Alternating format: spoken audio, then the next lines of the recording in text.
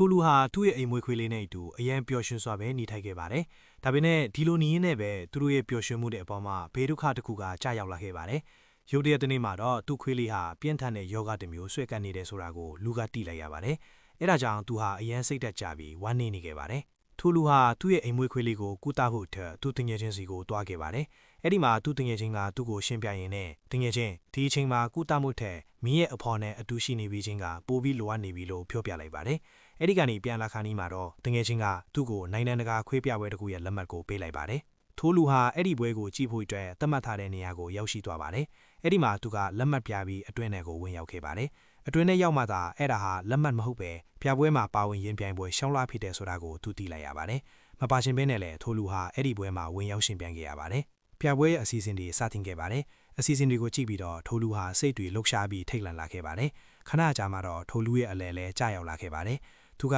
သူ့ရဲ့အရေးချင်းကိုပြသဖို့စင်ပေါ်ရောက်သွားတဲ့အခါမှာပဲသူ့ရဲ့အိမ်မွေးခွေးလေးကဟိုပြေးဒီပြေးပြေးလွှားနေပါတော့တယ်။ဒါကိုမြင်တဲ့ပရိသတ်အားလုံးကထိုလူကိုလောင်ပြောင်စပြူလာကြပါတယ်။အဲဒါကြောင့်ပဲထိုလူဟာသူ့ခွေးလေးပေါ်ဒေါသထွက်လာခဲ့ပါတယ်။သူကခွေးလေးပေါ်စိတ်ဆိုးပြီးအဲ့ဒီနေရာကနေထွက်သွားဖို့စတင်ခဲ့ပါတယ်။သူ့ရဲ့တခင်ကဒီလိုလုပ်တာကိုမြင်တော့အိမ်မွေးခွေးလေးကသူ့တခင်ကိုချော့မြူဖို့ကြိုးစားခဲ့ပါတယ်။တခင်နဲ့ခွေးလေးကြားကဒီလိုထူးခြားတဲ့ချစ်ချင်းမေသားကိုမြင်တွေ့လိုက်ရတဲ့အခါမှာပရိသတ်အားလုံးစိတ်ခံစားမှုတွေပြင်းပြင်းထန်ထန်ဖြစ်ပေါ်ခဲ့ပါတယ်။ထိုလူဟာသူ့ခွေးလေးကိုချစ်ခင်စွာနဲ့သူ့စီကိုပြန်ခေါ်လိုက်ပါတယ်။တခင်နဲ့ပြန်ဆုံရတဲ့ပျော်ရွှင်မှုကြောင့်အိမ်မွေးခွေးလေးဟာအမြင့်ဆုံးခုန်ပေါက်လိုက်ပါတယ်။